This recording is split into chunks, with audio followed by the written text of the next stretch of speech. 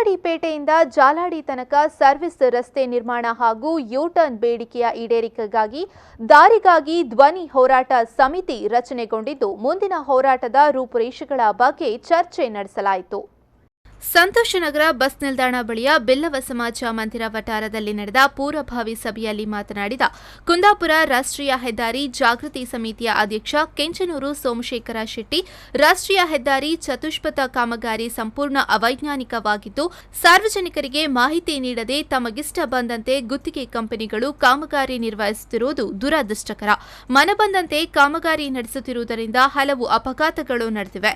ಜಾಲಾಡಿ ಹೆಮ್ಮಾಡಿ ಮಧ್ಯದಲ್ಲಿ ಯೂ-ಟರ್ನ್ ಕೊಡಲೇಬೇಕು, ಇಲ್ಲವಾದರೆ ಹೆಮ್ಮಾಡಿಯಿಂದ ಜಾಲಾಡಿಗೆ ಸಂತೋಷನಗರಕ್ಕೆ ಹೋಗುವವರು ತಲ್ಲೂರಿನಿಂದ ಯೂ-ಟರ್ನ್ ತೆಗೆದುಕೊಂಡು ಬರಬೇಕಾದ ಪರಿಸ್ಥಿತಿ ನಿರ್ಮಾಣವಾಗಿದೆ.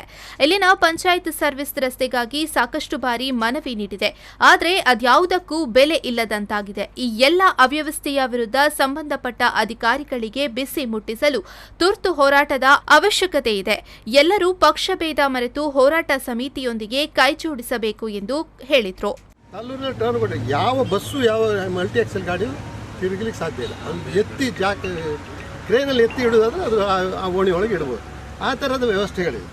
ಇದು ವ್ಯವಸ್ಥೆ ಹೀಗಾಗುತ್ತೆ ಅಂತ ಹೇಳುವಂಥ ಒಂದು ದೃಷ್ಟಿಯಿಂದ 30 ಗ್ರಾಮ ಪಂಚಾಯತ್ನಲ್ಲಿ ಸುರತ್ಕಲ್ಲಿಂದ ಹಿಡಿದು ಶಿರೂರುವರೆಗೆ ಪ್ರತಿ ಗ್ರಾಮ ಪಂಚಾಯತ್ನಲ್ಲಿ ಸಭೆ ಮಾಡಿ ಹೀಗಾಗುತ್ತೆ ನೀವು ಗ್ರಾಮಸಭೆ ನಿರ್ಣಯವನ್ನು ಕೊಡಬೇಕಂತ.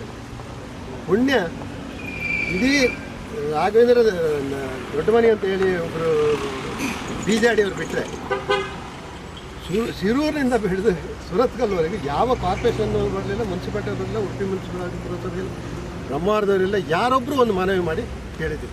ಕಾರಣ ಯಾವುದು ವಿನ್ಯಾಸ ರಸ್ತೆ ಬರ್ತದೆ. ಇವತ್ತಿಗೆ ಮೊನ್ನೆ ಡಿ.ಸಿ ಹೇಳಿದ್ದಾರೆ ಸಮಸ್ಯೆ ಅಂತ ಹೇಳಿದರೆ, ನಮ್ಮ ಎದುರಿನಲ್ಲೇ ಜಯಮಾಲೂರು ಮೀಟಿಂಗ್ನಲ್ಲಿ ಡಿ.ಸಿ ಆಫೀಸಲ್ಲಿ ಕರೆದ ಸಭೆಯಲ್ಲಿ ನೀವು ಅದಕ್ಕೆ ಸಪೋರ್ಟ್ ಮಾಡಬೇಕು, ನಮಗೆ 100% ವರ್ಕ್ ಆಗಲಿಲ್ಲ, ಅದಕ್ಕೆ ನೀವು ಟೋಲನ್ನು ಹಾಕಬಾರ್ದು.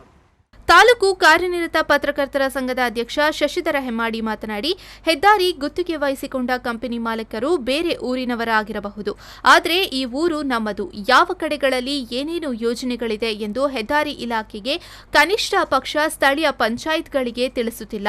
ಎಲ್ಲಿ ಅಂಡರ್ ಪಾಸ್, ಸರ್ವಿಸ್ ರಸ್ತೆ, ಯೂ-ಟರ್ನ್ ಕೊಡುತ್ತೇವೆ ಎಂಬುದನ್ನು ಕೊನೆ ಕ್ಷಣದವರೆಗೂ ಸಾರ್ವಜನಿಕರ ಗಮನಕ್ಕೆ ತರುತ್ತಿಲ್ಲ.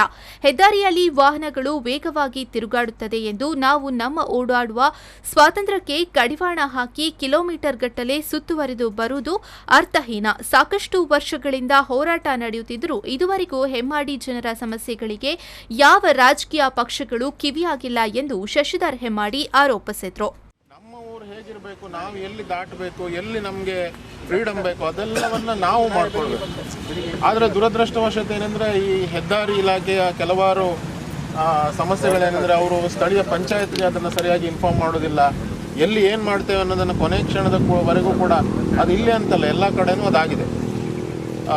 ಏನೇ ಆಗಲಿ, ಹೆಮ್ಮಾಡಿಯಲ್ಲಿ ನಾನು ಯಾವಾಗಲೂ ಹೇಳೋದೇನೆಂದರೆ ಒಂದು ದೊಡ್ಡ ಯುವ ಪಡೆ ಇದೆ. ನಾವು ಕ್ರಿಕೆಟ್ ಮ್ಯಾಚ್ ಮಾಡ್ತೇವೆ, ಮತ್ತೊಂದು ಮಾಡ್ತೇವೆ, ಎಲ್ಲ ಮಾಡ್ತೇವೆ. ಅದ್ರ ಜೊತೆಗೆ ಇಂಥ ಒಂದು ಹೋರಾಟವನ್ನು ಕೂಡ ಯುವಕರು ಅಂದರೆ ಅವರು ಮುಂಚೂಣಿಯಲ್ಲಿದ್ದರೆ ಇದು ಸಾಧ್ಯ ಆಗುತ್ತೆ. ಹೆಚ್ಚಿನ ವಿಚಾರಗಳನ್ನು ಸೋಮಶೇಖರ್ ಅವರು ಹೇಳಿದ್ದಾರೆ. ಅವರು ಈ ವಿಷಯದಲ್ಲಿ ಭಯಂಕರ ಎಕ್ಸ್ಪರ್ಟ್ ಮತ್ತು ಅನೇಕ ಕಡೆಗಳಲ್ಲಿ ಇಂಥ ಸಮಸ್ಯೆಗಳನ್ನು ಬಗೆಹರಿಸುವಲ್ಲಿ ಅವರು ಹೆಲ್ಪ್ ಮಾಡಿದ್ದಾರೆ. ಈಗ ನಮ್ಮ ಸರ್ವಿಸ್ ರೋಡ್ನ ಡಿಮಾಂಡು ಅದು 2ನೇ ಡಿಮಾಂಡ್. ಸರ್ವಿಸ್ ರೋಡ್ ಮಾಡಲಿಕ್ಕೆ ಅವರು ತುಂಬ ಟೈಮ್ ತಗೊಳ್ತಾರೆ. ಇದರಲ್ಲಿ ನೀವು ಯಾವುದೇ ಅನುಮಾನ ಇಟ್ಕೊಳ್ಳೋದು ಬೇಡ, ಯಾಕೆಂದರೆ ಇದು 1-2 ದಿನದಲ್ಲಿ ಮುಗಿಯುವಂಥ ಹೋರಾಟ ಅಲ್ಲ. ಪಂಚಾಯತ್ ಸದಸ್ಯ ಸೈಯದ್ ಯಾಸಿನ್ ಮಾತನಾಡಿ, ಯೂ-ಟರ್ನ್ ಹಾಗೂ ಸರ್ವಿಸ್ ರಸ್ತೆಗಾಗಿ ಈ ಹಿಂದೆ ಸಾಕಷ್ಟು ಮನವಿ ನೀಡಿದ್ದೇವೆ. ಹಿಂದಿನ ಉಸ್ತುವಾರಿ ಸಚಿವೆ ಜಯಮಾಲ ಸ್ಥಳಕ್ಕೆ ಬಂದು ಪರಿಶೀಲನೆ ನಡೆಸಿ ಜಿಲ್ಲಾಧಿಕಾರಿಗಳಿಗೆ ಸೂಚನೆ ನೀಡಿದರು. 2 ಬಾರಿ ಜಿಲ್ಲಾಧಿಕಾರಿಗಳು ಸ್ಥಳಕ್ಕೆ ಬಂದು ಪರಿಶೀಲನೆ ನಡೆಸಿ ಹೋಗಿದ್ದಾರೆ ಬಿಟ್ರೆ ಏನು ಬದಲಾವಣೆಗಳಾಗಿಲ್ಲ. ಪ್ರಾಜೆಕ್ಟ್ ಡೈರೆಕ್ಟರ್ ಅವರನ್ನು ನೇರ ಭೇಟಿಯಾಗಿ ಗಮನ ಸೆಳೆದರೂ ಯಾವುದೇ ಪ್ರಯೋಜನವಾಗಿಲ್ಲ ಎಂದರು. ಪೊಲೀಸ್ ಇಲಾಖೆಯವರು ಬಂದು ನಮ್ಮನ್ನು ತಡೆದಿದ್ರೆ ನಾವು ಆವಾಗ ಏನು ಮುಂದೆ ಹೋಗಲಿಕ್ಕೆ ನಮಗೆ ಕ್ರಮ ಕೊಡಲಿಲ್ಲ ಅವರು. ಆದ್ದರಿಂದ ನಾವು ಅಲ್ಲೇ ಅರ್ಧದಲ್ಲಿ ಕೈ ಬಿಟ್ಟಿದ್ದೇವೆ.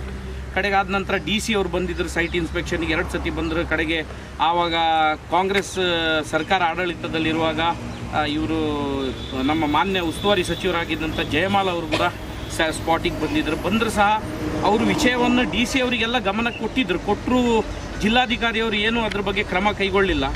ಕ್ರಮ ಕೈಗೊಳ್ದಿದ್ರು ನಾವು ಅದ ನಂತರ ನಮ್ಮ ಮಂಗಳೂರಿನಲ್ಲಿ ಮೇನ್ ಹೆಡ್ ಆಫೀಸ್ ಇದೆ, ಅಲ್ಲಿ PD ಪ್ರೊಜೆಕ್ಟ್ ಡೈರೆಕ್ಟರ್ ಹತ್ರ ಕೂಡ ಆವಾಗ ಸ್ಯಾಮ್ಸನ್ ಅಂತ ಹೇಳ್ಕೊಂಡು ಪ್ರೊಜೆಕ್ಟ್ ಡೈರೆಕ್ಟರ್ ಆಗಿದ್ದರೆ ಅಲ್ಲಿ ಹೋಗಿ ಕೂಡ ನಾವು ಅವ್ರ ಹತ್ರ ಭಾಳ ವಿಷಯವನ್ನು ಚರ್ಚಿಸಿದ್ರೆ ಅವರು ನನಗೆ ಒಂದ್ಸತಿ ಏನೋ ಹೇಳಿದ್ರು, ಆದರೆ ನಾನು ಅದು ಜನರ ಎದುರಿಗೆ ಇಡಲಿಲ್ಲ. ನೀವು ಹೇಳಿದ್ರಿ ಇದು ನಿಮಗೆ ಅಲ್ಲಿ ಡಿವೈಡರ್ ಸಿಗೋದಿಲ್ಲ ಸಾಹೇಬ್ರೆ, ನೀವು ಸ್ವಲ್ಪ ಆಚೆ ಮುಂದೆಲ್ಲಾದರೂ ನೋಡ್ಕೊಂಡು ಒಂದು ರಾತ್ರಿ ಕಟ್ ಮಾಡಿ ತೆಗೀನಿ ಅಂತ ಹೇಳಿದ್ರು. ಆದರೆ ಆ ವಿಷಯವನ್ನು ನಾನು ಹೇಳಲಿಕ್ಕೆ ಹೋಗಲಿಲ್ಲ. ಯಾಕಂದ್ರೆ ಈ ವೇಳೆ ರಾಷ್ಟ್ರೀಯ ಹೆದ್ದಾರಿ ಅವೈಜ್ಞಾನಿಕ ಕಾಮಗಾರಿ ವಿರುದ್ಧ ಯೂಟರ್ನ್ ಹಾಗೂ ಸರ್ವಿಸ್ ರಸ್ತೆಗೆ ಆಗ್ರಹಿಸಿ ದಾರಿಗಾಗಿ ಧ್ವನಿ ಹೋರಾಟ ಸಮಿತಿಯ ನೇತೃತ್ವದಲ್ಲಿ ಸೋಮವಾರ ಬೆಳಗ್ಗೆ 10:30ಕ್ಕೆ ಜಾಲಾಡಿ ಹೆಮ್ಮಾಡಿ ಸಂತೋಷ್ ನಗರ ಬುಗ್ರಿಕಟ್ಟು ನಿವಾಸಿಗಳು ಹೆಮ್ಮಾಡಿ ಪಂಚಾಯಿತಿಗೆ ಮುತ್ತಿಗೆ ಹಾಕಿ ಪ್ರತಿಭಟನೆ ನಡೆಸಲು ನಿರ್ಣಯ ಕೈಗೊಳ್ಳಲಾಯಿತು.